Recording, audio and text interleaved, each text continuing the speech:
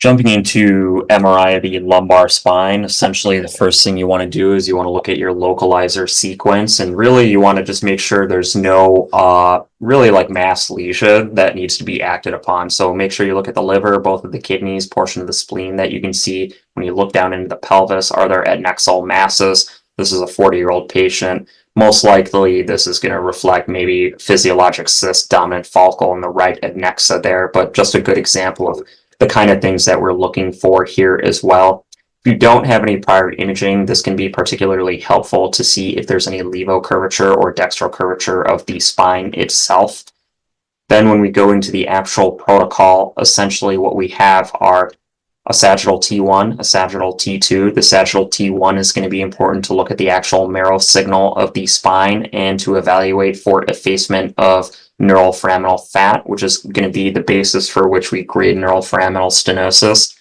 The T2 is going to be important to see are there any prominent disc bulges, what's our degree of spinal canal narrowing, and then there's also a sagittal stir, which we will come to after we go through the sagittal T1 and T2, and then we get an axial T1 and an axial T2 sequence, as well as an oblique T2 lumbar, which we'll talk more about as we progress to that.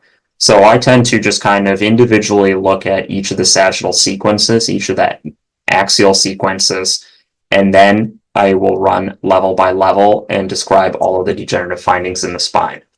So looking at the sagittal T1, what I tend to do is just look at the alignment. So you can already see that there's some mild retrolisthesis. So this is more posteriorly directed relative to the L4 vertebral body. So L3 on L4 and L4 on L5. You want to make sure there's preservation of the lumbar body heights here.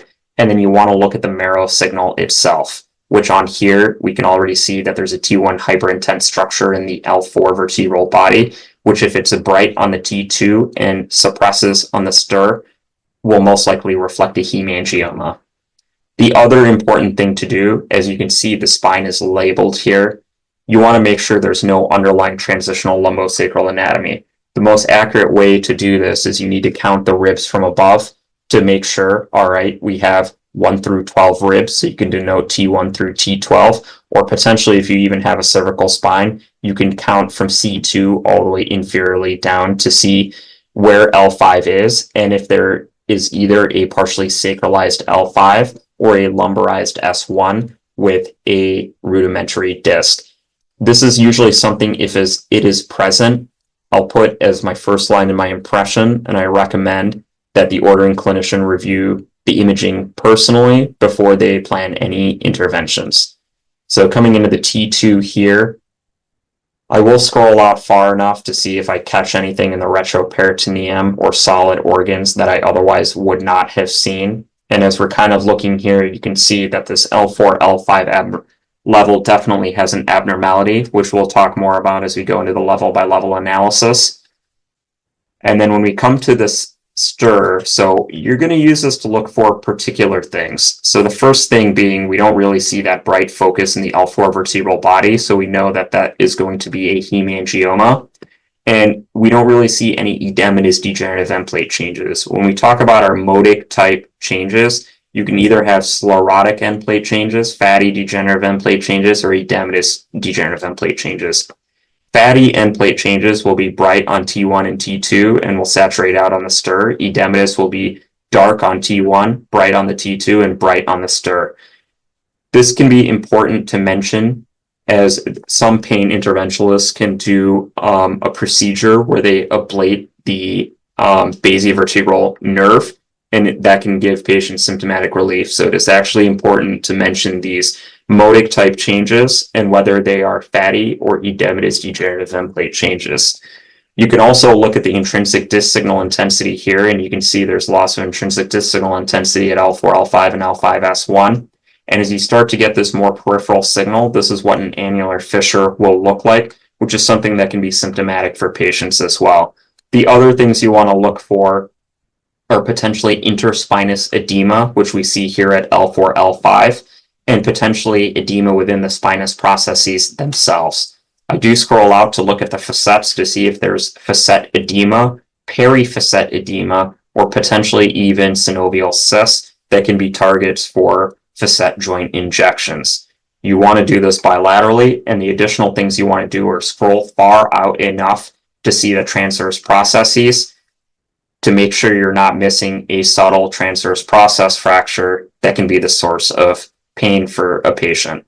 The other thing you want to make sure is in your search pattern is looking at the sacrum bilaterally. A lot of times, a source of pain can be a sacral insufficiency deformity that is radiographically occult, and all you'll see is prominent edema that's partially imaged here on this bottom portion on the stir.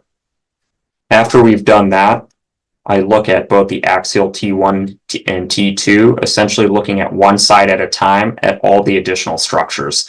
A lot of times you see a portion of the pancreas, a portion of the biliary duct coming down, and a portion of the liver, as well as the adrenal gland and kidneys bilaterally. So I scroll down on one side, I'll scroll up on the other side, and you want to make sure you're looking in the retroperitoneum to make sure there's no aortic aneurysm or lymphadenopathy. We don't really see that here. The other thing I do is I'll look in the spinal canal to see if there's any fatty change, which will be intrinsically T1 bright. You can have fatty changes along the filum terminale, or if you have a low-lying conus, so below L2, you want to make sure there's not a lipoma that's tethering the cord, which will be very easy to see on the axial T1. Outside of that, I do the exact same thing on the T2. Here you can actually see where the conus terminates, which will be at about L1, L2 here. And then you can see the adrenal gland, the kidney, make sure there's no mass lesion, hydronephrosis. Coming up on the other side, looks okay. And then we can kind of get into the level by level analysis. So then I kind of scroll in slightly further here. So let's put the T2. And we'll start at this level of L1, L2 here. So as we go on the sag and both on this axial, you can see there's really no posterior disc abnormality. As you scroll out to the right, there's preservation of the fat in the neural foramen. We're coming over to the other side. Preservation of the fat, no narrowing of either the neural foramen or the spinal canal CSF. We're going to come down further and do the exact same thing at L2, L3. Similar thing, no overt posterior disc abnormality. You also want to take a look at the facets on both the T1 and the T2 to try to gauge the severity if there is facet arthropathy. This really does not look too bad. We can do the same thing here. We'll actually look at kind of two levels at the same time here, 2, 3, and 3, 4. 2, 3, and 3, 4. No neural foramen narrowing. It looks like a keyhole. This is the actual nerve that's exiting. This is fat that's preserved around the exiting nerve root. So we'll come down again, and now we're going to go to that L4, L5 level. We're going to drop down here, and you can see we do have a disc abnormality. In general, you're going to have a diffuse posterior disc bulge, and then what you really want to talk about is the superimposed abnormality. So this, where my cursor is considered central. This will be paracentral, or where the subarticular recess lives. This will be considered foraminal. If there's something out here, this will be far lateral. The difference between a protrusion and an extrusion will be, is it broad-based or narrow for the neck of the superimposed protrusion or extrusion. Protrusions have a broad-based neck, whereas an extrusion, it will be narrow.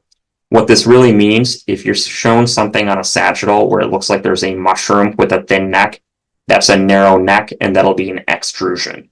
So this is something that would be best categorized as a protrusion. So diffuse posterior disc bulge, this is paracentral. So right paracentral disc protrusion. The signal here is annular fissuring. And essentially the other important thing to mention is what lives in the paracentral space or subarticular recess. If we're at L4, L5, the exiting nerve root is going to be L4. And the nerve root that is traversing or dropping down a level to exit will be L5. So this would be the right L5 nerve root that is getting compressed by this right paracentral disc protrusion at L4, L5. The L4 nerve root is exiting at this level. You can see that there's a lot of effacement. There definitely is kind of some narrowing here. This is something I would, at minimum, you want to call at least mild. This probably wouldn't be severe, but somewhere between mild to moderate or moderate spinal canal narrowing. You can probably also suggest that there's maybe mild facet arthropathy bilaterally. And one of the other things you want to look at is this dark band here, which is the ligamentum flavum, to suggest if there's any thickening. These are all things that contribute to spinal canal narrowing. I mentioned synovial cysts before when we're looking at the sagittal stir. A lot of times these are posteriorly directed, but you want to make sure there isn't one that is anteriorly directed or extending into either the neural foramen or exerting mass effect on the thecal sac.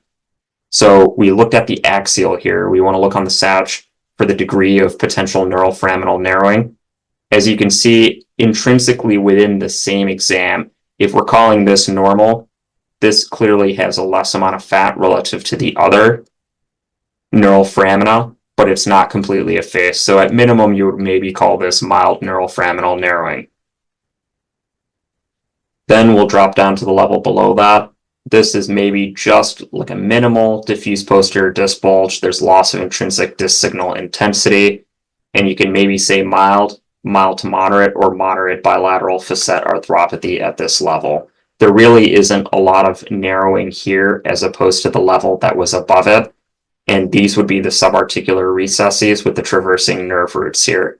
And as we scroll out, you can even see here, this level relative to this level and this level relative to this level, there is effacement of the fat here. So this would be more than at least mild neural foraminal narrowing, at least moderate. Once you're completely losing the fat, that would be something that you can maybe call severe neural foraminal narrowing. And the other important thing, particularly at L4, L5, and L5S1, as the spine starts to curve, you want to utilize your oblique sequences that are obtained, as it'll give you a more accurate representation of what's going on at these levels. As you can see, at 4-5, there really isn't a lot of curvature, but at 5-1, it is curved to go down the barrel of the curved portion of the spine. So you'll get a more accurate representation of the disc abnormality if there is a disc abnormality.